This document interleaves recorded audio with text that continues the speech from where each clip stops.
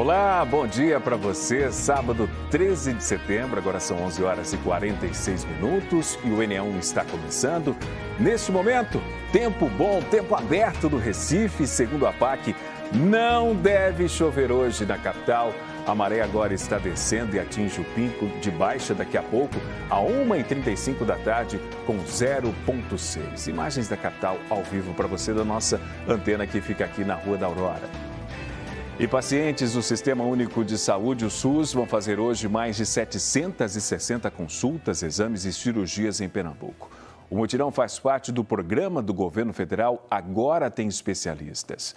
Aqui no Recife, os atendimentos acontecem no Hospital das Clínicas, de onde fala ao vivo o repórter Diogo Franco. Diogo, só no HC, hoje vão ser mais de 600 atendimentos. Bom dia para você, seja bem-vindo. Oi, Márcio. Bom dia para você, bom dia para todo mundo. Pois é, mais de 600 atendimentos. Quando a gente chegou aqui, eu estou com o Ezequiel Quirino, a gente já viu a movimentação de pacientes entrando, saindo dos prédios aqui. A gente até teve no prédio de dermatologia, a gente viu o movimento lá de pessoas entrando em bloco cirúrgico, sendo consultado, fazendo exames, para a gente saber melhor como é que está acontecendo esse mutirão aqui, o que é esse mutirão que faz parte do programa Agora Tem Especialidades. Eu vou começar agora com Fernando Figueira, ele que é diretor de Atenção Hospitalar, Urgência e Domiciliar do Ministério da Saúde. Bem-vindo ao NE1. Explica para a gente quem são essas pessoas, há quanto tempo essas pessoas estão na fila. Boa tarde, quer dizer, bom dia ainda. Bom dia ainda, bom dia a todos que estão aí nos vendo. Acho que é importante ressaltar o esforço do governo federal de reconhecer um problema. Originalmente, quando a gente discutiu o SUS, era discutir acesso. As pessoas gostariam de como chegar a ter uma consulta. Essa solução é uma solução que nunca vai ser dada, ela vai ser sempre trabalhada. Mas existe uma sensibilidade muito grande que agora nós temos uma necessidade do governo de oferecer atendimento ao especialista. E esse programa Agora Tem Especialista é um dos maiores programas já feitos na saúde pública brasileira. E instrumentalizado por esse programa, sob a liderança do presidente Lula, do ministro Alexandre Padilha, o programa Agora Tem Especialistas, que atua em vários canais. Mas esse é um canal muito importante, porque ele mostra uma parceria extremamente feliz, que é a parceria entre o Ministério da Saúde e o Ministério da Educação, através da EBSER, que é a grande empresa brasileira dos hospitais universitários. Então, nesse momento, estamos aqui no Hospital das Clínicas, que representa um dos 45 hospitais da rede, que totalizando o que vai ser feito hoje, no sábado, no Brasil, quase 30 mil procedimentos. E aqui, em Pernambuco, nesse Hospital das Clínicas, vão ser mais de 600 procedimentos. Doutor, além daqui do Recife, também tem atendimento em outro hospital universitário, que é em Petrolina, na Univasp, né? É o mesmo serviço lá também no interior? Assim como em Petrolina, na Univasp, assim como em Recife e nos outros 45 hospitais espalhados no Brasil, a lógica é a mesma, respeitando a capacidade e a complexidade que cada hospital tende a entregar. E aqui é muito importante que se diga a parceria com o Hospital das Clínicas da Federal de Pernambuco, procedimentos de otorrino, de cirurgia geral, de ortopedia e dermatologia, para além de procedimentos cirúrgicos, consultas e exames de pacientes que estavam aguardando há anos.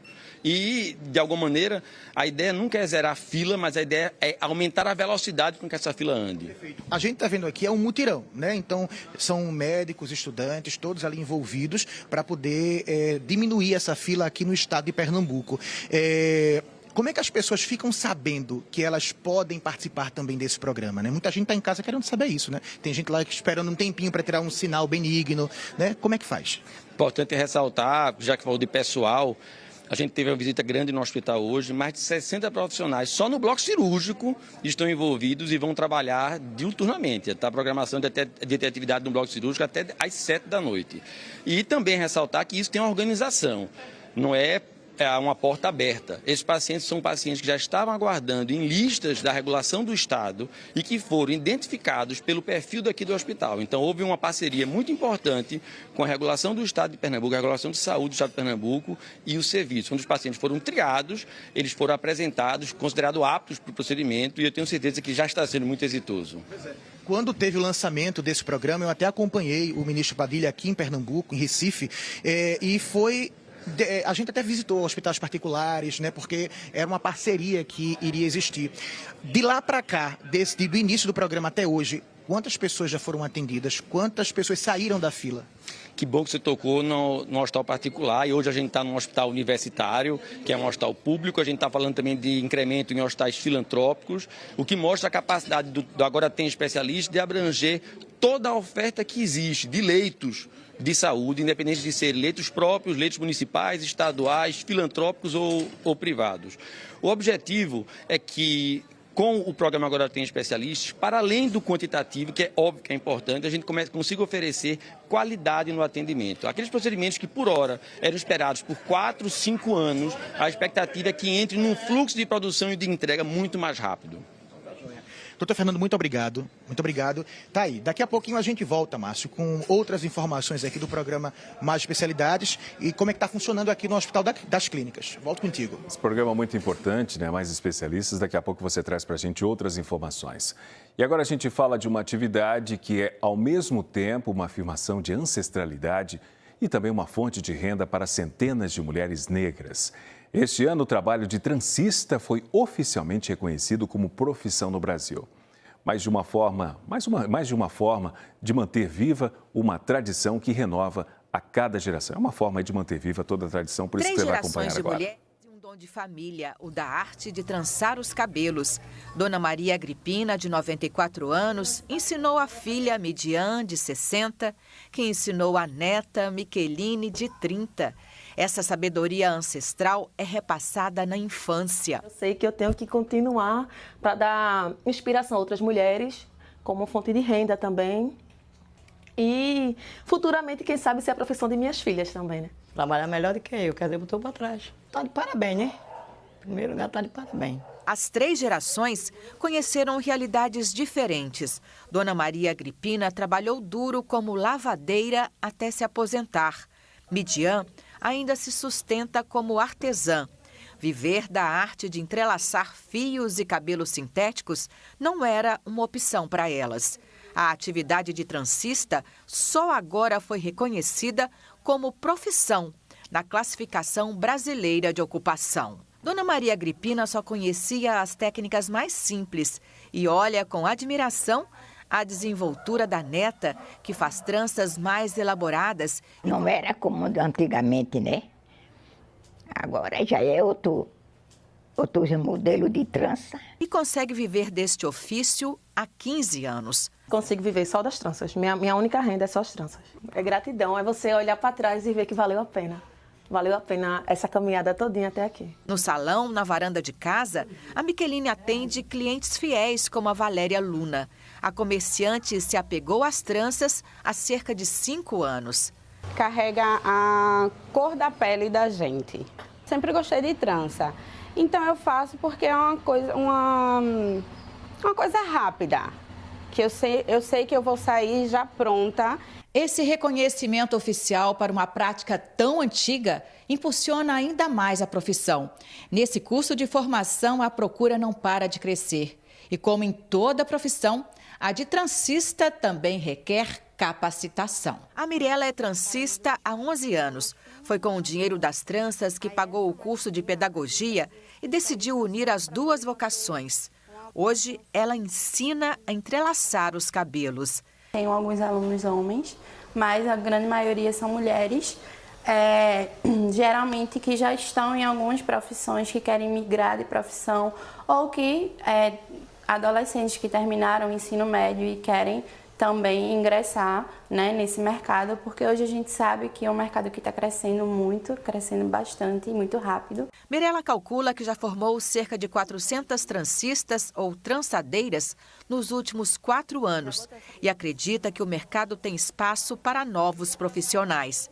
Mas eles precisam estar preparados para fidelizar o cliente. A capacitação ela é essencial, né, nesse processo. Então, quem está no mercado hoje em dia sabe que um certificado ele tem um peso muito grande, né, e passa confiança para os nossos clientes. Perpetuar esse conhecimento é mais do que profissão para as transistas e mais do que um penteado para quem usa.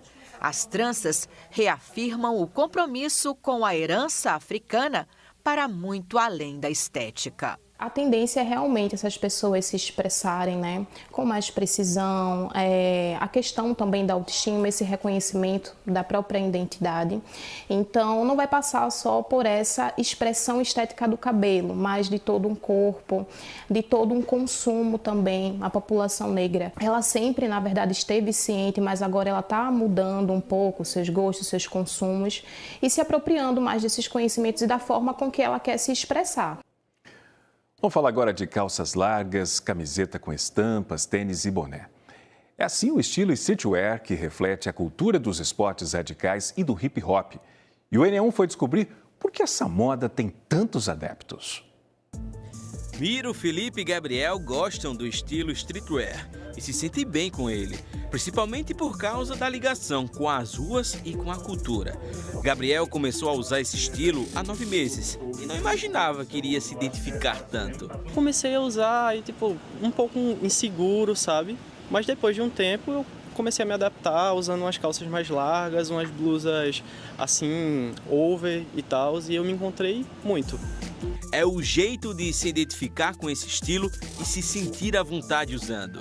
Sempre gostei mais de usar uma roupa mais expansiva para mim, né, para poder conseguir fazer os movimentos e tudo mais.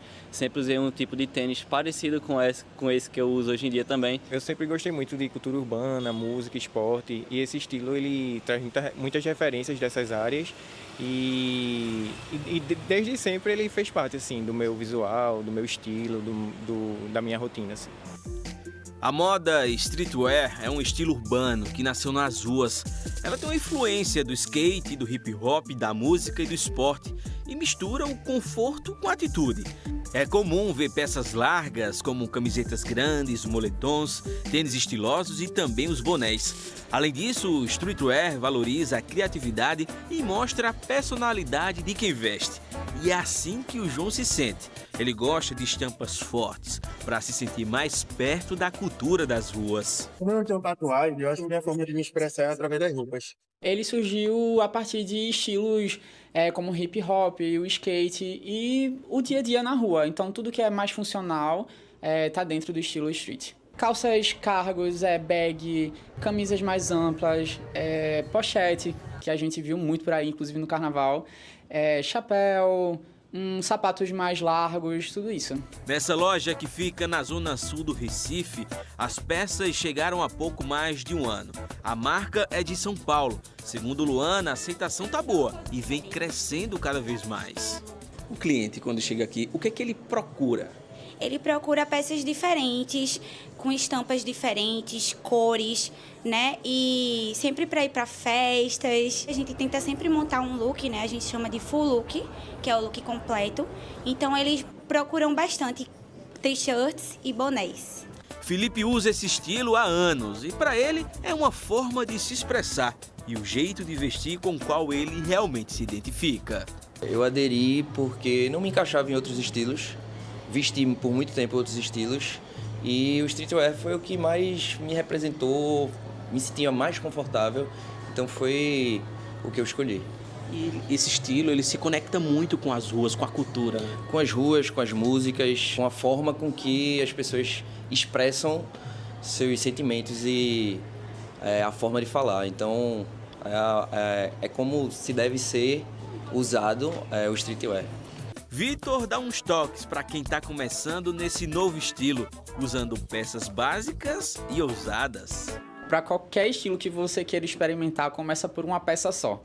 Para poder você não ter aquele choque e dizer assim, meu Deus, o que é isso que eu estou usando? Mas compra uma peça só, de repente se você se sentir mais confortável com uma camisa mais folgada na parte de cima, então começa por ela. Se você não é acostumado com uma calça tão folgada, então não vai direto numa calça tão folgada, procura uma que seja mais... uma bag, ela vai ser mais estruturada, porém ela vai ser mais...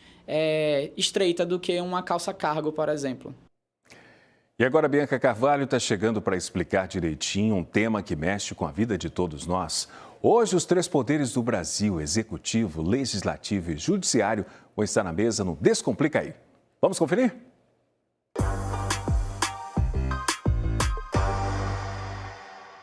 Oi, gente! O tema do Descomplica Aí hoje é um tema que É muito massa. Eu adoro esse tema, porque eu acho que a gente precisa entender o funcionamento das coisas. Quando a gente entende o funcionamento das coisas, é que a gente percebe como a vida ao nosso redor funciona. A quem a gente pode reclamar, para quem a gente deve pedir as coisas, para quem a gente deve se queixar quando determinado serviço não acontece. E cada lugar tem suas funções. Assim como, e aí a gente trouxe Priscila Lapa, querida, muito obrigada por estar aqui conosco, que é cientista política, para a gente entender junto com Priscila como é que é o funcionamento do nosso país. E antes de deixar você começar a explicar para a gente, eu já vou colocar um desenho bonitinho que a gente fez aqui, falando que nós temos 3 poderes: executivo, legislativo, judiciário. Vamos começar pelas linhas gerais. Qual a função de cada um desses? Vamos embora, é um privilégio poder falar sobre isso. Adoro, é uma das coisas que eu mais gosto dentro da política. Porque se você não entende a base, você tem dificuldade de entender todo esse desdobramento, essa complicação que é a política. Isso, descomplica pra gente, descomplica aí. Vamos lá, eu lembro quando eu tinha 9 anos, estava na 3ª série, livro de estudos sociais, aí dizia, tem executivo, legislativo, aí eu ia de ônibus ali na Cruz Cabugá. Aí, de longe, minha mãe, ali tem a Câmara Municipal, aquilo é o Legislativo. Aquilo se materializou na minha cabeça. Eu disse, então é um lugar que existe. Porque quando a gente vai ler no livro, parece que é um lugar abstrato, é uma entidade. É o Legislativo, uma entidade. E nessa imagem aí, essa Praça dos 3 Poderes, quem já pôde teve o privilégio de ir em Brasília, você, quando chega aí, você parece que tudo se materializa na sua cabeça. Aquilo que você vê na televisão, você começa a entender, então existe isso, essa instituição existe. Claro. A gente vai dividir cada um, mas assim, de maneira geral, o Executivo, ele cuida do quê? Ele cuida da execução das coisas. Ele é que entrega na ponta para o cidadão as ações. É ele que é responsável pelo posto de saúde, pela política educacional, por manter a escola, por pagar o funcionário, por manter a limpeza das ruas. Então, o básico da vida cotidiana do cidadão acontece no executivo. Claro, quando você está no município, é esse dia a dia. Quando você vai para o Estado, o âmbito do governo estadual, aí já tem uma outra complexidade. E no âmbito do governo federal, já cuida de outras questões mais complexas ainda. Então, essa divisão é por nível de complexidade. A gente vai nesse nível. Mas antes, me fala uma coisa. O dinheiro que a gente paga de imposto vai para o Executivo, né? Vai para o Executivo. Ele é o ente que arrecada. Ele é conhecido, a gente fala assim, dessa divisão. Nessa estruturação dessa divisão, foi justamente pensado nisso. A política, lá no início, eram as grandes monarquias concentrando ali na mão de uma pessoa só. Julgava, o rei julgava, recebia o dinheiro dos impostos, ele recolhia ali o tributo, os ordenadores ali do rei, e ele também era que definia a lei. Eu defino a lei, eu aplico a lei, eu julgo. E aí foi se entendendo com o surgimento da República, lá na França, na Revolução Francesa, vamos dividir. A ideia precisava distribuir esse poder. A ideia é vamos controlar quem controla. Isso. Porque se ficar na mão de um só, a tendência vai dar errado, porque vai ter uma concentração ali inadequada. Então, ao longo do tempo, claro, com toda uma fundamentação, foi-se chegando num modelo de dividir função. Então, por isso que surgiram esses 3 poderes. Então, o Executivo, para ser quem executa, quem recebe a receita, o dinheiro do imposto, para transformar aquilo em serviço público, para entregar para a população. Certo. Aí tem um legislativo. Não pode ser a mesma pessoa que faz a política, não pode ser a que faz a lei. A que faz a lei. Aí, legislativo, quando a gente é pirraia, aí a gente escuta assim, é a primeira coisa que todo mundo aprende. Legislativo faz as leis. Explica mais um pouco isso. Faz as leis. A gente tem todo um ordenamento jurídico, tem todo um conjunto, um arcabouço. Mas vamos imaginar um lugar onde ainda precise de... E à medida que a sociedade vai evoluindo, a gente vai precisando atualizar a lei. O Poder Legislativo, ele é esse olhar que ele é, sobretudo, antes de ser o poder que legisla, ele é o poder que representa a população. Certo. Aí o que é representar? Eu sou alguém que escuto o que a população está passando, o que está precisando, e eu transformo isso numa lei para dizer como traduzir isso em lei. A gente vai pormenorizar, daqui a pouco, vai detalhar. Judiciário, se a gente for olhar pela palavra judiciário, julga. Isso. A principal função dele é ser quem aplica a lei. Julgar é aplicar a lei. Então, ele é o poder que ele não constitui lei, ele não tem a prerrogativa de vou fazer as leis, ele recebe o aparato legal e ele vai cumprir a lei. Ele vai fiscalizar o cumprimento da lei e ele vai fazer cumprir a lei. Agora chegou a hora da gente, assim, dividir a nossa cabeça para entender melhor cada um deles. Vamos lá, executivo, se a gente pensar no executivo. O executivo ele tem 3 níveis, não é? Isso. Tem o executivo, quem faz parte do poder executivo? Fala aí pra gente, vamos lá. Vamos lá. Então, quem faz parte, a gente tem aí no âmbito da União, porque a gente tem que lembrar que a gente é um país federalista. Então, além da gente dividir o poder, a gente assim, horizontal, executivo, legislativo, judiciário, a gente divide ele também nessa... País, Estado, município. Tá. Então, para cada esfera dessa, tem que ter alguém tomando conta do Executivo. No âmbito nacional, União é presidente da República, nos estados são os governadores e no município, na cidade, são os prefeitos e prefeitas. Isso aí já bate um pouco com o que você falou, né? Gerir as políticas públicas, ou seja, ele vai executar essas políticas públicas. Ele vai criar as políticas públicas também, né? A partir das demandas, ele entendendo ali, ele pode criar um programa Chapéu de Palha, o programa de cuidar das mulheres, um programa na escola. Então, são programas que vão sendo criados e o Executivo ele tem essa função de também criar os programas e gerir essas políticas públicas. Ele aplica o dinheiro que recebe de todos nós. O dinheiro é público, tá, gente? A gente faz muita questão de lembrar disso, porque esse dinheiro ele não cai do céu. Esse dinheiro é meu, é teu, é de Priscila, é de todo mundo. Isso. Esse dinheiro que vai para o executivo devolver para a sociedade na forma de serviços, né? Manter os serviços essenciais funcionando. Isso é fundamental, né? A gente vê, por exemplo, tem às vezes nas brigas de transição de poder, tem uma eleição, mudou o governo, muitas vezes o serviço é descontinuado, mas o serviço essencial, ele está ali, ele tem a legislação prevê algumas coisas assim mais específicas para dizer, não pode parar de coletar o lixo, não pode fechar o posto de saúde, não pode fechar a escola, a segurança pública, né? Esses são considerados os serviços essenciais.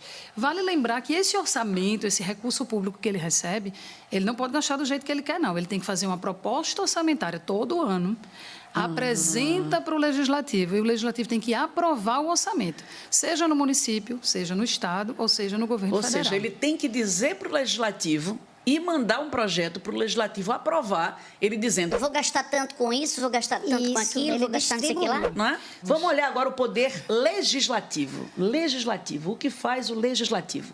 Quem é que faz parte? De novo, né, gente? Aquela bolinha, vai pensando. Bolinha do país, bolinha do Estado, bolinha das cidades. Isso. Vamos lá. Aí vamos começar pela cidade, que é mais simples. É o vereador, é aquele político que está ali mais próximo do dia a dia da população. Aí nos estados a gente tem as assembleias com os deputados estaduais. E lá no âmbito federal a gente dividiu, é o que a gente chama de bicameral, que são 2 casas legislativas. Você tem a Câmara dos Deputados e o Senado. Isso não veio à toa, isso não foi uma criação brasileira, não. A gente meio que imitou. Se a gente for olhar as grandes democracias no mundo, elas têm esse negócio da casa alta e a casa baixa. Mas aí tem uma lógica, e isso é legal de explicar. Por quê? Por que a gente precisa de 2 casas legislativas? Uma representa o povo, a população daqueles estados, que é a Câmara. Então, por isso que o número de deputados... Que são os deputados federais. Isso. Por isso que as bancadas, o tamanho das bancadas, o número de deputados muda com os estados. Pernambuco tem 25 deputados federais. São Paulo, que tem uma população muito maior, tem 70. Então, tem ali mais do que o dobro do número de Pernambuco. Mas estados menores, menos populosos, eles têm um número... A gente tem estados com 7 deputados, com 8 deputados. Depende do tamanho da população. Depende, porque ele representa a população. E os senadores representam quem? O senador representa os estados federados. O Senado é como se fosse a casa representativa desse desenho federalista. Então, ali é dividido. As bancadas são iguais, independente da população. Se o estado for bem pequenininho, 3 senadores. Se o estado for uma lapa... 3 senadores. Porque ele vai defender o interesse do Estado perante um arranjo federativo e não proporcional aos interesses da população. Gente, quem vê as imagens de Brasília, né, quando tem alguma transmissão de Brasília, você vê, tem metade de uma laranja para cima e a outra para baixo. Isso. É a Câmara Federal e o Senado. Representando esse equilíbrio. E tem uma lógica também de produção das leis. Como as leis no âmbito federal são mais complexas, aí você tem ali uma casa cria a lei, a outra tem que revisar. Não pode ser assim, a Câmara dos Deputados propôs uma lei e ela não passa pelo Senado, ela necessariamente precisa tramitar no Senado e depois vai para a sanção do Executivo. Que a sanção, gente, é o Executivo, né? O chefe do Executivo vai lá e assina dizendo, ok. De acordo. Ou ele pode vetar. Depois ou não, que é a treta, que daqui a pouco a gente vai. E toda a legislação que começa no Senado, ela precisa ser revisada pela Câmara. É uma ideia também de distribuir, porque ali eles estão, por exemplo, emendando a Constituição. Então, veja que à medida que vai subindo, não existe hierarquia. A Câmara Municipal, ela é tão autônoma, ela tem a independência dela. Em relação à Câmara dos Deputados, ela não é subordinada assim, não existe subordinação. Entendi. Mas é o nível de complexidade. A lei que o vereador vai criar, ela tem que ter abrangência dentro do município. Ele não pode criar uma lei interferindo no outro município. Do mesmo jeito que um Estado não pode criar uma lei que vai interferir na lógica do outro Estado. Recife não pode criar uma lei para Olinda, né? Não pode. Aí, no âmbito nacional, a gente tem 2 casas ali, porque está emendando a Constituição, está criando leis mais complexas. Então, por isso que uma casa... Tem que haver esse controle. Revisa Vamos agora para o Judiciário. Poder Judiciário. Vamos lá. Quem faz parte? Vê. Juízes, se a gente for numa hierarquia de tamanho do poder, vê se é assim. Juiz, aí subindo. Desembargador, que é mais poderoso que o juiz. Isso. É a segunda instância. É a segunda instância. Mas no frigir dos ovos é mais poderoso do que o juiz, o desembargador, né? E acima dos desembargadores, os ministros dos tribunais superiores, Supremo Tribunal Federal e Superior Tribunal de Justiça, já começa daí. Qual é a diferença de Supremo Tribunal Federal para Superior Tribunal de Justiça? É o tipo de matéria que cada um cuida. O Supremo Tribunal Federal, ele é considerado assim, a Suprema Corte, por isso que tem esse nome de Supremo, né? Ele existe também como um arranjo democrático para dizer assim, tem que ter um lugar onde a Constituição seja a medida de todas as coisas. A gente sabe que tem a Constituição e tem um monte de tipo de lei. Tem lei complementar, tem, né, vários tipos de lei. Mas sempre todas as leis não podem descumprir a Constituição. Mas quem vai garantir isso? O Supremo, ele surge como a casa guardiã da Constituição. Na dúvida se aquele procedimento é constitucional ou não, ele precisa passar pelo crivo do STF. E ele também acumulou ao longo dos anos, né? E veja como ele é importante para a democracia, né? Você tem uma casa que fica ali cuidando da Constituição. É basicamente essa a função. E no caso da Constituição brasileira, não é qualquer Constituição, ela é complexa. É complexa. De 88 trouxe muita coisa boa, mas é complicada a bichinha, viu? Aí ele foi ganhando também uma outra prerrogativa, que é cuidar de julgar os processos de quem tem foro privilegiado. Aí, o que é o foro privilegiado? São pessoas que têm mandatos... deputados, vereadores, basicamente senadores, a classe política e mais alguns membros do Judiciário também são julgados no nível do Supremo Tribunal Federal. Entendi. Que é essa ideia. A pessoa não vai ser julgada na Justiça Comum. Como ela tem prerrogativas de poder, ela precisa ser analisada por uma outra instância. Certo. Aí o STJ é a terceira instância do Judiciário. Então, todo o processo, por exemplo, você entra com ação contra o INSS, contra um ente, né? Enfim, ações judiciais em geral. Tem a primeira instância, o juiz julgou. Você pode recorrer, as partes podem recorrer a uma segunda instância. Recorrer, gente, é assim, uma das partes não concordou com aquilo lá. Aí recorre. Diz assim, teve essa primeira decisão, não concordei. Aí alguém tem que revisar. Recorro. Aí, segunda instância. Aí são os desembargadores, aí são os tribunais de justiça estaduais, que é colegiado. Você vê que, no primeira instância, é uma pessoa, é o juiz. Na segunda instância, já é colegiado. Aí vai para os desembargadores. Porque não é uma pessoa que vai analisar. Ele vai, aí são 2 lados. Aí vão se juntar ali, vai ter um relator que vão ali analisar a situação. E se ali também não resolveu? Terceira instância. Aí vai para o STJ, que é o Superior Tribunal de Justiça, que é a terceira e última instância. Um processo que chega no STJ. Demora, viu? Mas uma vez que ele chega lá, tomou a decisão, acabou, não tem mais para quem recorrer. Não tem para onde recorrer. Aí o processo acaba, finaliza ali, nessa terceira instância. E quando as pessoas veem, aí tem funções, julgar conflitos entre cidadãos, sim, porque às vezes uma pessoa entra e procura justiça porque está contra outra pessoa. Às vezes é o Estado contra aquela pessoa, a pessoa cometeu um crime. Bom, e avaliar se as leis respeitam a Constituição. Até a função já está levando a gente para falar de treta. E vamos lá. Julgar conflitos entre cidadãos e avaliar se as leis respeitam a Constituição. E como é que é isso? Quer dizer que o Legislativo pode aprovar ou propor uma lei que vai contra a Constituição, que é a maior lei que nós temos? Não deveria, né? Teoricamente, era para ser blindada. É para que o processo legislativo no município, no Estado e no âmbito da União tenha como baliza máxima, assim, parta do princípio da Constituição. Sim. Mas nem sempre isso é trivial. O direito, né, como todas as atividades humanas, cabe interpretações. Então, em alguns casos, uma legislação está ali, às vezes vigente já está ali, né, valendo. e alguém identifica por um conflito que, eita, mas espera aí, eu acho que aqui foi ferido um direito constitucional. O judiciário não pode ficar, ele não é função dele ficar olhando para tudo e dizer assim, esse negócio está errado, eu vou intervir. Não pode. Não, ele tem que ser provocado. Ele tem que ser provocado. Não sei se as pessoas percebem, por exemplo, no período eleitoral, que as pessoas vão ali ver se as candidaturas estão cumprindo, tem aquele pardal, né, aquele aplicativo da Justiça Eleitoral. Denuncia, propaganda irregular, não sei o quê. Veja, que o judiciário ele pode estar vendo, um juiz eleitoral dentro de um município, ele pode estar vendo o flagrante desrespeito a alguma questão lá da legislação eleitoral. Mas não vai fazer nada se ninguém provocar. Se ninguém provocar. Aí os partidos não vão deixar de fazer, né? Não vão perder essa oportunidade. Mas ele precisa, sim, ser provocado. Pode ser provocado pelo cidadão, mas ele pode ser provocado pelo Ministério Público também. É por isso que existe o Ministério Público. Ele é uma instituição autônoma, independente, que fala em nome das pessoas. Em nome das pessoas. Ele é o grande advogado do cidadão. É ele que vai. É um crime ambiental. Certo. Se um cidadão, ninguém denunciar, uma empresa não denunciar, né, ninguém denunciar, o Ministério Público pode ir lá, identificar e provocar o judiciário. Agora veja, Priscila, vamos lá. Vamos começar a sessão treta, que é muito importante a gente entender as coisas. E mais uma vez, gente, a gente lembra que quando a gente cria o Descomplica é porque a gente quer que você entenda. A gente descomplica para você entender e formar o seu juízo de valor. Formar a sua opinião a partir da sua compreensão. A gente está aqui somente para explicar.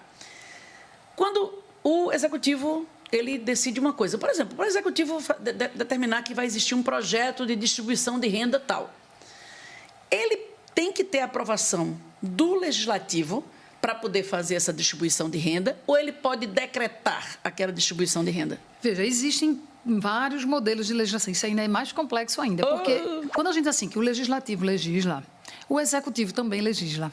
Né? Isso é uma coisa que no Brasil a gente fica meio, quando começa a estudar, como assim? A maior parte, inclusive, vários estudos já mostram que 90% da legislação que está em vigência, que rege os programas, as políticas públicas, elas nascem no executivo. Agora, para elas entrarem estarem valendo, elas precisam da aprovação do legislativo. Desde o orçamento, né, que a gente falou lá atrás. O orçamento no Brasil ele não é impositivo. Significa o quê? Que o orçamento está lá, ele tem que ser cumprido na íntegra. Não é assim. Tem países que adotam esse modelo. Mas no Brasil ele é autorizativo. É uma carta que o executivo propõe ao legislativo e o legislativo autoriza. Pode gastar. Ou não. Então, ele não pode fazer. Está lá no curso do... Ou não. Pode vetar. Ou não. Então, está lá no curso do ano, um programa, e o governo diz assim, agora eu quero fazer outra coisa. Eu não quero mais fazer esse programa aqui na escola, eu vou fazer outro. Aí, se aquilo não está previsto no orçamento, ele não pode fazer. Agora, tem que pedir ao legislativo. Agora, existem os decretos. O decreto é uma modalidade legislativa que regulamenta alguma lei. Então, por exemplo, você tem a Lei da Liberdade Econômica, que é uma legislação federal, que diz como é que vai funcionar a relação de autorizar uma empresa a funcionar, dar um alvará e tal. E existem os decretos. Cada estado criou o seu decreto para dizer como é que essa lei vai ser aplicada. E o município tem essa prerrogativa também, dizer aqui no meu município, considerando, por exemplo, o patrimônio histórico, que aqui tem uma parte ambiental muito, né, ali muito presente, que não pode ser degradada, eu vou botar uma lei mais dura nesse licenciamento ambiental. Ele tem essa prerrogativa de fazer isso. Então, o executivo, quando eu disse que ele legisla, é porque ele pode propor a legislação que vai ser aprovada pelo legislativo e ele também pode decretar, que são os decretos regulamentadores. Entendi. Mas tem que ter o decreto, ele tem que estar no escopo de uma lei. Agora, Priscila, e em que situação que um poder pode interferir no outro? Tá, o legislativo ele vai aprovar ou não uma proposta de orçamento? Ele vai aprovar ou não algum programa que o executivo propôs? Mas, assim, eu fico pensando, a minha editora está ouvindo o que eu estou falando aqui. O meu cinegrafista está filmando. Mas aí ele vai poder me sugerir. Bianca, fica mais assim ou fica mais assado? É uma sugestão. Sim. Na distribuição de funções que nós temos numa televisão. Mas quem vai decidir sou eu.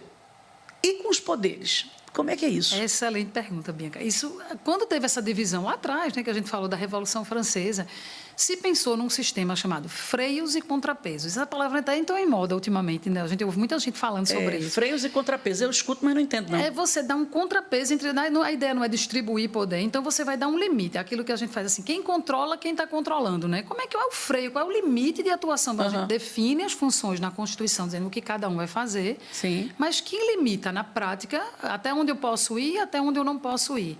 Tudo isso é delimitado pela Constituição, também dentro da legislação da Constituição do Estado também, certo. E na lei orgânica do município, que é como se fosse a Constituição do município. Está lá tudo bem determinado. Fora isso, cada um desses, cada casa legislativa tem um regimento interno, que é uma regra criada pelo próprio legislativo, que vai dizer, são tantas sessões, o vereador que faltar tantas sessões vai ter tal punição.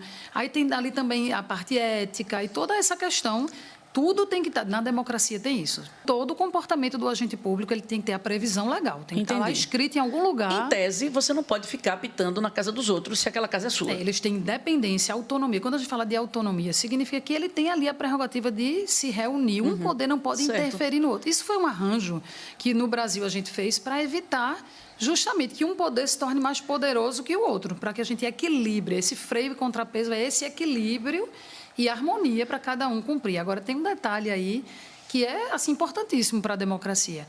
O legislativo, além de legislar, ele tem a função fundamental de fiscalização.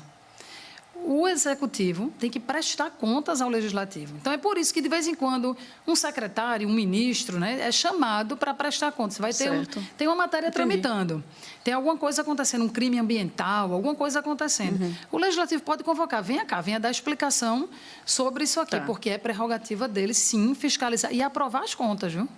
Veja que o executivo é uma pessoa, ele é personificado. Você tem o presidente da República, o governador ou a governadora, o prefeito ou a prefeita. É uma pessoa. Claro, ele tem ali, e outra coisa, ele pode nomear, né? Os cargos de nomeação dele ali, de secretários, ministros, são de completa competência dele. Ele pode ficar à vontade para dentro da regra, mas ele pode nomear. O legislativo, toda a casa é eleita. Todo mundo que faz parte é membro do legislativo, ele é eleito por um contingente de votos, ele representa uma bancada, ele representa um partido. Ô, Priscila, me diz só mais uma coisa, quem é que é mais perto da gente? É o legislativo, então? É para ser. Teoricamente é para ser. Eu, como cidadã, me dirijo a quem quando eu quiser reclamar?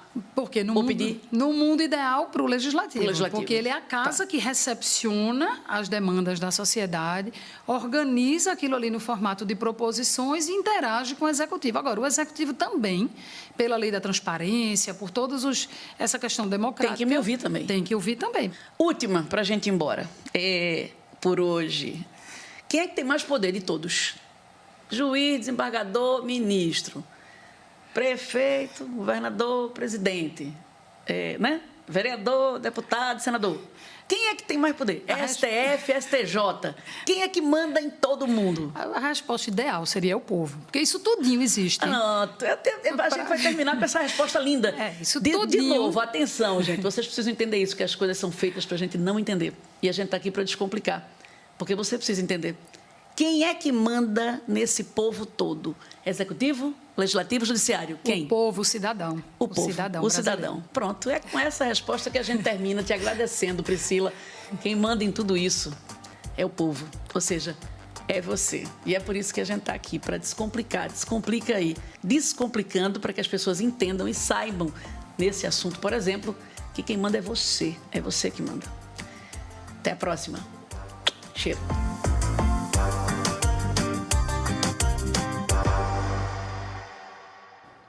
Agora, meio-dia e 23 minutos, um evento no Cais do Sertão, no bairro do Recife, abre a programação da Semana do Orgulho LGBTQIA+, na capital pernambucana. A mostra Diversidades traz diversas atividades culturais e quem mostra para a gente ao vivo é a repórter Daniele Fonseca. Oi, Daniele, boa tarde para você, seja bem-vinda. Obrigada, Márcio. Boa tarde para você, para todos que estão nos acompanhando aqui neste NE1 de sábado. Estou ao vivo aqui no Cais do Sertão, onde está acontecendo o evento que você falou aí. Entre as programações, tudo que está sendo oferecido, né, na programação, tem um curso de DJ. Tem gente ali ao redor, Fátima Telles está mostrando para a gente, o pessoal muito interessado, né, nessa proposta. Tem gente iniciando esse tipo de trabalho agora e uma dessas pessoas é Tomás, que vai conversar aqui comigo.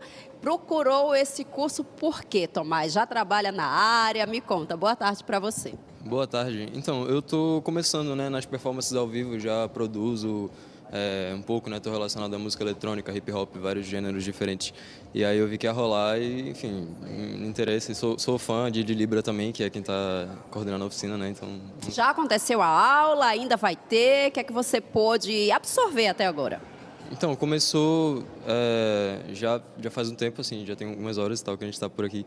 Ela deu uma contextualização mais teórica também. Enfim, tá rolando e tá no meio, que é uma parte mais prática também. Tomás, muito obrigada. Fique à vontade se quiser voltar para lá, viu? Porque você deu essa escapulida, né, para participar com a gente. Valeu demais. Agora a gente vai conversar com o Álamo, gente. Ele é o coordenador do evento. A gente citou a oficina para DJs. E o que mais que vai ter durante o dia de hoje, Álamo? Boa tarde, seja bem-vindo. Muito obrigado. A Mostra Diversidades vai ocupar todo o dia do dia 13, aqui neste sábado, dentro do Cais do Sertão. A gente convida todo mundo que está em casa. É um evento gratuito, basta entrar no nosso perfil Mostra Diversidades e retirar o ingresso no Simpla. Pela manhã nós tivemos oficina de DJs para profissionalizar essas pessoas. À tarde vai rolar cinema, teremos a exibição de 4 curtas, com uma curadoria feita por RR, que é um grande nome local. Cinema é o Forte de Recife, é o Forte de Pernambuco. Posteriormente, a partir das 16 até a meia-noite, nós vamos ter uma festa aberta ao público que tem o seguinte objetivo: demonstrar que a diversidade deve ocupar os vários espaços da cidade e do estado. Imagine um local que você junta música, junta debate, junta cinema e que todos os públicos são bem-vindos. É um evento para a população LGBT do Recife. Agora, quem é mais que pode participar, além das pessoas que já estão envolvidas nesse contexto, Álamo? Todas as pessoas são bem-vindas. Essa é a nossa grande ideia. Essas pessoas todas devem se relacionar de maneira plural. Você retira nosso ingresso no Simpla, você pode vir para a nossa festa, teremos DJ de Afrobeat, teremos DJ de música brasileira. A gente quer misturar essas pessoas no mesmo ambiente. É para ocupar o cais de várias formas distintas. Você bem fala que dentro desse evento que vocês estão promovendo, tem justamente essa proposta, né, da diversidade. Ainda existe muita barreira para ser enfrentada nesse sentido, Álamo? Existe, mas eu acho que nosso evento vem exatamente para essa proposta, de mostrar que essas barreiras existem, mas que a gente pode criar diálogos entre todas as pessoas. A população LGBT precisa de espaços em que ela se sinta acolhida, lugares com segurança, como o nosso evento que vai acontecer hoje, mas por que não todas as pessoas que quiserem um pouco de música, um pouco de festa eletrônica, se divertirem junto com a gente. Nosso evento tem esse objetivo, desde educar a população que precisa ou que gostaria de se profissionalizar enquanto DJ, e até mesmo levar essas pessoas para ouvir uma música eletrônica. O melhor aluno ou aluna do curso de hoje, da oficina, vai ser nosso primeiro DJ que vai abrir. Olha que maravilha! E depois, para fechar o evento, nós vamos trazer Libra, que é uma grande DJ, que é a ministrante dessa oficina que vocês estão vendo. Nós vamos trazer Yuri Endrel, tocando pop, brasilidade. Nós vamos trazer Nadeja. Essa parte da música começa a partir das 18 horas.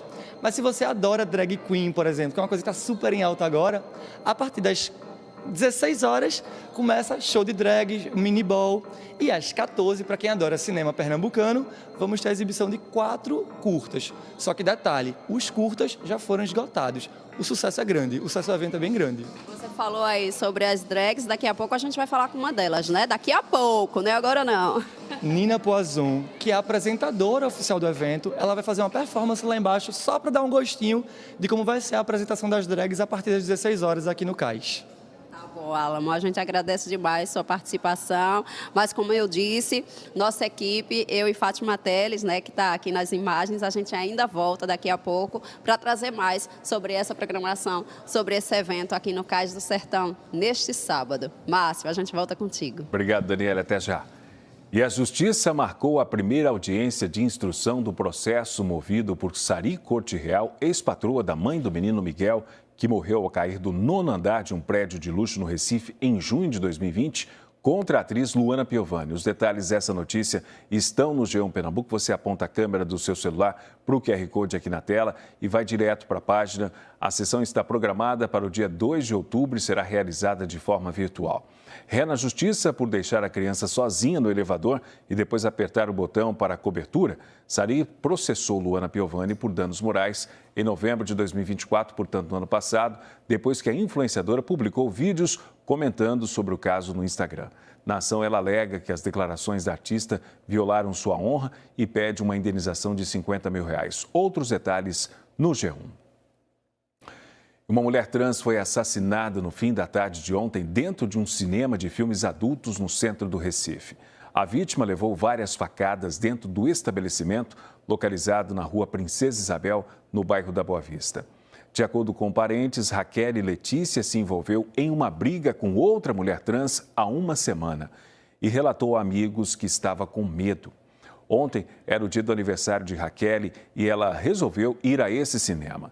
Dentro do local, ela foi esfaqueada e morreu antes de receber socorro. A Polícia Militar, a Polícia Científica e uma equipe da Força Tarefa de Homicídios estiveram no local. A Polícia Civil disse que iniciou as investigações, mas até o momento ninguém foi preso. O corpo da vítima foi encaminhado para o Instituto de Medicina Legal no bairro de Santo Amaro. Em outro crime registrado ontem, um homem foi morto a pauladas no bairro do Cordeiro, na zona oeste da capital. De acordo com testemunhas, Otton Ferreira Carneiro Júnior, de 46 anos, se envolveu em uma briga com desconhecidos e acabou assassinado. Segundo a polícia, a vítima já teria cumprido pena por roubos e furtos. A Polícia Civil investiga esse caso. Em Olinda, um homem de 45 anos foi preso suspeito de abusar sexualmente da própria filha, uma menina de 10 anos. A notícia também está no G1. Para ter essa informação completa, basta apontar a câmera do seu celular também para o QR Code que está na tela. De acordo com a polícia, o homem foi filmado acariciando as partes íntimas da menina numa praça no bairro de Jardim Brasil. Ele foi autuado por estupro de vulnerável. A criança foi ouvida na delegacia da mulher e confirmou que era estuprada pelo pai, principalmente nos fins de semana em que passava na casa dele. A polícia informou também que foram ouvidas a avó materna, que tem a guarda da menina, uma tia e a mulher que procurou pela família da vítima para denunciar o caso. A delegada responsável pelo inquérito disse que o suspeito já tinha sido condenado por um estupro cometido em 2009. Ele ficou preso até o ano de 2022, quando passou para o regime aberto. 2 pessoas ficaram feridas num acidente envolvendo um carro e uma moto hoje de manhã em Paulista, aqui na região metropolitana. Esse acidente foi por volta das 7 horas da manhã, na Avenida Doutor Carlos Gueiros Leite, perto da Praça Abigail Russell, no bairro de Pau Amarelo. Testemunhas contaram que a moto estava na contramão quando bateu de frente com o carro. 2 pessoas que estavam na moto, o motociclista e também uma passageira, foram atendidos por uma equipe do SAMU. Ainda não temos informações sobre o estado de saúde dos feridos. Ainda segundo os moradores da área, o motorista do carro não se feriu. E agora a gente fala sobre o processo para a concessão parcial da Compesa. Nos próximos 35 anos, alguns serviços da companhia serão de responsabilidade da iniciativa privada. O leilão está marcado para o dia 18 de dezembro. As empresas interessadas na parceria público-privada devem entregar as propostas no dia 11 de dezembro. O edital prevê a concessão parcial dos serviços de abastecimento de água e esgotamento sanitário. Na prática, a Compesa vai continuar responsável pela produção e tratamento da água. Já a iniciativa privada ficará com a distribuição, além da coleta e tratamento do esgoto. As obrigações da iniciativa privada se referem à distribuição da água e ao tratamento dos esgotos, exceto na região metropolitana. Esse é o maior desafio nesse contexto, dado que muitos municípios têm 0% de tratamento de esgotos. E a Compesa continua a tarefa de produção de água tratada, ou seja, o Estado e a Compesa vão continuar construindo barragens, fazendo adutoras, tratando a água. O investimento deve ser de 19 bilhões, destinados exclusivamente ao saneamento. Mais de 10 bilhões serão aplicados no tratamento de esgoto. Outros 7,4 serão destinados à produção e tratamento da água. A meta é universalizar o acesso à água tratada e ao esgoto, em cumprimento ao marco legal do saneamento. A regra é uma licitação na modalidade híbrida, onde, primeiramente, as concessionárias apresentam um desconto na tarifa atual. Então, a tarifa hoje praticada pela Compesa, ela pode sofrer um desconto de até 5% do seu valor. Na sequência, a gente tem uma disputa em cima de um valor de outorga, que a gente tem um valor de outorga mínima da ordem de 2,2 bilhões aqui na região metropolitana até o Pajeú e de 87 milhões no Sertão. Então, esses valores são valores mínimos e depois as concessionárias vão apresentando seus lances para a gente ver em quanto ficará o ágio. O projeto foi dividido em 2 blocos para atender as 2 micro-regiões de água e esgoto do estado. A do Sertão abrange 24 municípios, incluindo as regiões Central, do Araripe e do São Francisco. A da região metropolitana do Recife, Pajeú, compreende os 160 municípios restantes do estado. Na sede da Secretaria de Projetos Estratégicos, no bairro do Recife, os secretários explicaram que apenas 10 municípios ficaram de fora do projeto, por já contarem com serviços autônomos de água e esgoto, sem vínculo com a Compesa. Ainda assim, esses municípios poderão aderir futuramente. Até a homologação da licitação, eles ainda têm a possibilidade de ingressar dentro da concessão. A gente espera que assim seja, para que a gente consiga contemplar os 184 municípios pernambucanos. Um evento realizado esta semana no Recife discute propostas sustentáveis que serão levadas à COP30. São experiências como a de agricultores de Tracunhaém, na Mata Norte do estado, que construíram lagos que ajudam a reter água e a regular a temperatura no sítio onde cultivam plantas medicinais. Em Tracunhaém, na zona da Mata de Pernambuco, a terra dá frutos plantados com muito esforço. Nessa área de meio hectare, a família Cavalcante cultiva alimentos e ervas medicinais para consumo próprio e também para vender nas redondezas. Realidade bem diferente de como era 19 anos atrás. Quando a gente chegou numa terra que ela estava lambida pelo fogo. Não tinha nada. As árvores que você vê hoje aqui, ela tem histórias, tem memórias, tem corpo, suor, mas ela também tem muita alegria do coletivo. Além do que é colhido no solo, a família também cultiva água no sítio. Esses lagos, construídos desde 2014 na propriedade, têm duas funções principais. A primeira é reter a água, que também vai parar no plantio. E a segunda tem um impacto ainda maior, ajudar a regular a temperatura na área.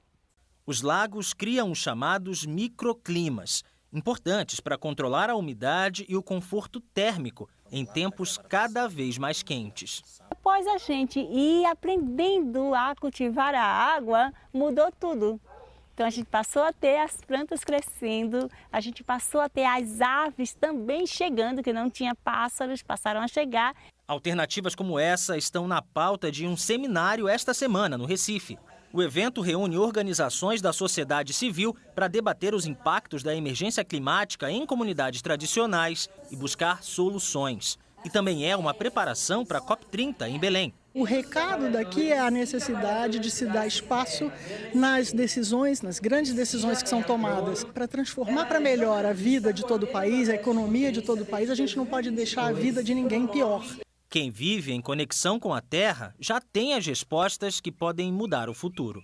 O que precisa é o povo entender que somos natureza.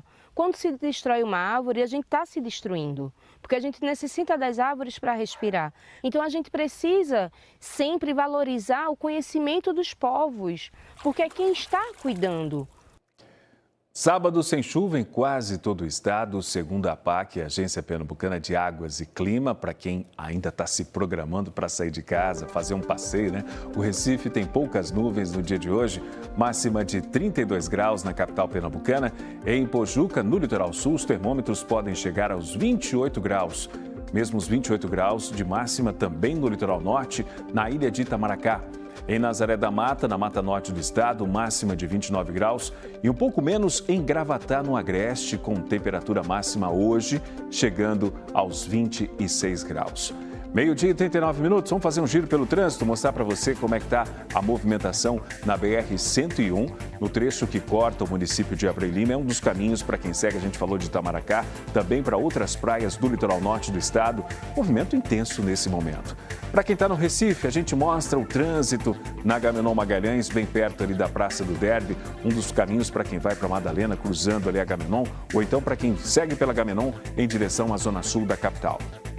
E agora a gente mostra imagens ao vivo da BR-101, logo na entrada da Muribeca, em Jabotão dos Guararapes. Para quem segue para Porto de Galinhas, Tamandaré, neste momento, trânsito livre. E para quem chega do litoral sul em direção ao litoral norte, o trânsito também está bem tranquilo. Agora a gente mostra a Avenida Boa Viagem, bem perto ali do Segundo Jardim.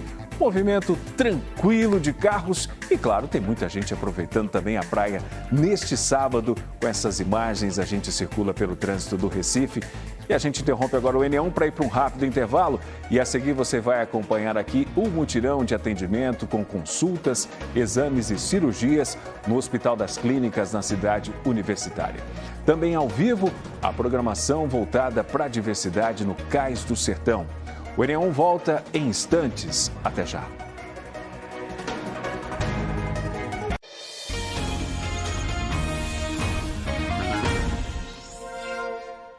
Meio-dia e 44, NE1 de volta. Eu já aproveito para chamar a Sabrina Rocha, que vai trazer para a gente alguns destaques do GE daqui a pouquinho. Sabrina, boa tarde. Boa tarde. Tudo bem? Bonfim, tudo bem? Temos tudo hoje bem, o Náutico em campo, Isso. hoje nos aflitos, um jogo decisivo, Sabrina. Decisivo, Márcio. É o segundo jogo do quadrangular do acesso, são 6 jogos. Certo. O Náutico venceu o primeiro, hoje faz o segundo em casa, no estádio dos aflitos. E a gente espera os aflitos com cara de caldeirão, né? Muitos ingressos vendidos, vai ser casa cheia com certeza nesse segundo jogo do quadrangular. Agora, Márcio, deixa eu fazer uma pergunta. Você é de São Paulo? Sim, sou de São Paulo. E qual é o time aqui, o teu time? Eu sou santista de São Paulo e santista aqui. Porque Márcio é o seguinte, Bonfim. eu tenho o time do coração, mas eu não posso dizer porque senão eu vou perder vários amigos. Então ele tem um time aqui, não vai dizer qual é. Não posso dizer na televisão. Sabrina, você me fez essa pergunta agora? Me fez essa pergunta aqui ao vivo? Todo mundo quer saber. Vou fazer um bolão do Márcio Bonfim. Não faça isso, não. Você não revela, mas a gente tem uma reportagem hoje com um paulista que revelou, ele é de Campinas, torce pelo Guarani, mora aqui há 40 anos e aí simpatizou com o Náutico desde então. Só que hoje ele vai estar dividido. Náutico ou Guarani? Ou Guarani de Campinas. Então, a gente vai mostrar essa reportagem, vamos falar também do esporte, que tem um jogo importante amanhã fora de casa contra o Bragantino. E o Santa Cruz conseguiu acesso e agora quer o quê? A taça, o título da Série D. Completinho o GE, daqui a pouco, depois do NE1. Tá Obrigado. Bom trabalho para você. Posso ir voltar? Você fez essa pegadinha comigo, viu, Sabrina? Mas tudo bem, viu? Tudo bem. Vamos lá, então. Vamos seguindo com as notícias aqui no NE1. O ministro do Desenvolvimento e Assistência Social, Wellington Dias, cumpriu a agenda ontem no Recife. Entre os compromissos, ele visitou um novo centro de saúde aberto que será a sede para aulas de pós-graduação em medicina e terá espaço para clínicas de atendimento gratuito. A iniciativa faz parte do programa Acredita no Primeiro Passo. O ministro do Desenvolvimento e Assistência Social, Família e Combate à Fome, Wellington Dias, chegou à nova unidade educacional da empresa Inspirali ao meio-dia. A partir de outubro, a unidade vai oferecer cursos particulares de especialização médica e abrir 11 consultórios para atendimento gratuito à população. Haverá consultas de pediatria, neuropediatria, psiquiatria e ginecologia regenerativa. A capacidade será de até 50 mil atendimentos por ano. Esse é um espaço para a população, ela pode agendar suas consultas pelos telefones que vão ser divulgados, mas também via o referenciamento do SUS. O ministro conheceu consultórios e salas de aula. Depois participou da formalização da parceria entre o Ministério, o Grupo Ânima e a empresa Inspirali para 2 projetos focados em famílias de baixa renda. A ministra da Ciência, Tecnologia e Inovação, Luciana Santos, também esteve presente. Uma das iniciativas é a construção de um centro de referência de saúde na cidade de Tucuruí, no Pará, e a oferta de teleconsultas, telediagnósticos e capacitação de agentes comunitários e de saúde para outros 10 municípios da região. O Ministério abriu os dados de indicadores sociais e ajudou no mapeamento da população com pouco acesso a serviços de saúde. A outra iniciativa é a abertura de vagas em mais de 700 cursos na área de empreendedorismo para pessoas inscritas no CadÚnico. Nosso foco é atuar com a população com vulnerabilidade, que eventualmente estão formadas, mas não conseguem atuar no mercado de trabalho. Toda a parte de empreendedorismo para o seu próprio negócio ou para que eles sejam inseridos ao mercado. A parceria faz parte do programa Acredita no Primeiro Passo, criado pelo governo federal para ajudar famílias de baixa renda a melhorar de vida. De um lado, qualificação. Garantir que essas pessoas possam serem preparadas para o emprego, para a vida empreendedora, para o negócio e com isso superar a pobreza. Além de tudo, já na fase do aprendizado, professores, alunos aqui na linha da extensão, poder atender a quem mais precisa. Eu acho que isso vai fazer um profissional ainda mais humano. Outro programa que tem como objetivo reduzir a fila de espera por procedimentos médicos é o Agora Tem Especialistas. E a gente volta ao vivo ao Hospital das Clínicas para dar outros detalhes do mutirão de atendimentos hoje por lá. Diogo Franco. Márcio, Estou aqui desde cedo. Encontrei aqui Dona Brígida Maria dos Santos. Ela veio de onde? De Moreno, né? Bonança. De Bonança. E ela chegou aqui que horas, Dona Brígida? A senhora chegou aqui? Cheguei aqui, eram umas 10 horas. Já se aproximam da 1 da tarde. Aqui no meu relógio são 10 para 1. O que é que a senhora achou do atendimento? Foi rápido ou não? Olha, eu achei rápido, viu? Para quem chega aqui de 8 horas, para sair daqui de 1 hora, chegou rápido. Que coisa boa. E o exame que a senhora fez? Foi exame de quê? Foi de coração. Como é que tá o coração? Tá bem. Tá batendo. Tá batendo. Isso é bom. Tá bom. Isso aí significa que tá viva. Tá viva ainda. Aí ele fez o quê? Botou qual foi o tipo de exame? Olha, ele botou um aparelho assim, começou a esfregar assim, alisar assim. É como se fosse uma radiografia. É ou isso. Melhor, uma ultrassom. É, como se fosse isso. Mas deu tudo certo, graças a Deus. E ele falou o quê? Que tá bem? Tá bem. Tá bem. Tá bom. Há quanto tempo a senhora esperava esse exame, hein? Olha, eu botei no começo do mês passado e eu nem esperava sair agora, né? Foi quinta-feira, a minha ligou, disse que estava marcada, aí eu vim. Dia de sábado, que eu estranhei, né? Aí que eu cheguei aqui e disse, não, bicho, aqui é Monturão, aí tudo bem, né? Aí... Então tem que estar atento ao telefone, então, né? Telefone, exatamente. Dona Brígida, muito obrigado pela entrevista da senhora, viu? E saúde, bom saber que o coração tá batendo bem.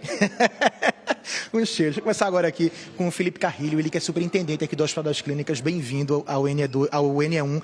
Doutor, me fala uma coisa, ela recebeu o telefonema. Como é que é feito esse processo? É somente aqui para o Hospital das Clínicas ou para a rede estadual completa do estado de Pernambuco? Boa tarde, Hugo. Boa tarde, Márcio.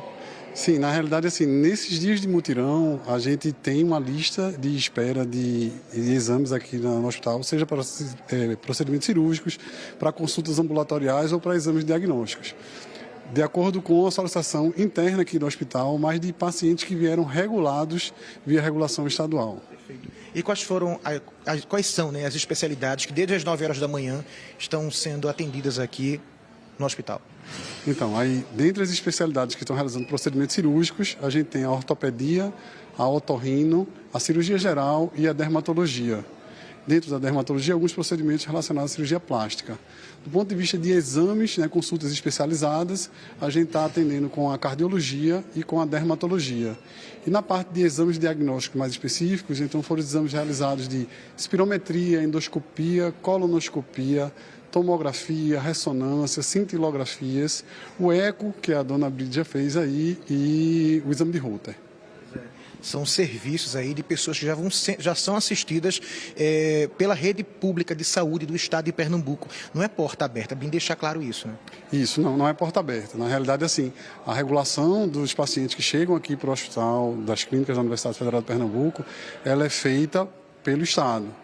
Nós mensalmente, né, indicamos a quantidade de consultas que são disponibilizadas pelo hospital. O hospital faz essa regulação e o paciente, ao chegar aqui, ser atendido, então indicado um exame ou uma cirurgia, então ele entra nessa lista de espera interna do hospital para ir, num determinado momento, ele ser chamado e aí poder fazer o seu procedimento ou a sua consulta. Perfeito. Bom, doutor, e já tem alguma previsão de quando vai ter um mutirão semelhante a esse novamente ainda esse ano ou só ano que vem?